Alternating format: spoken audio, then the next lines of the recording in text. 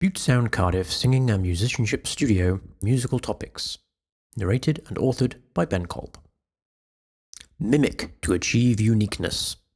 As part of my own vocal development, I decided to make a karaoke playlist of famous songs by top singers, and challenged myself to sound as close to that particular artist as possible, even if it was far away from my normal voice.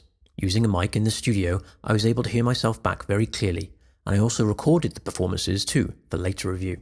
See feedback loops. This was a karaoke party for one, but more of a practice regime to push my voice in new directions rather than a fun night out. The principle is pretty simple. Having to match another artist's pitch, style, timing, and flow pushes your own voice outside of its comfort zone. And as you zoom in on recorded details, you naturally pick up on some of the techniques of the artists, like taking tools from their toolbox. The more tools you take from other artists, your own toolbox fills up with tools, tricks, and techniques that you have at your disposal when you sing in your voice. And if you haven't found your voice, you'll be in a much better position to explore and find it with your expanded palette.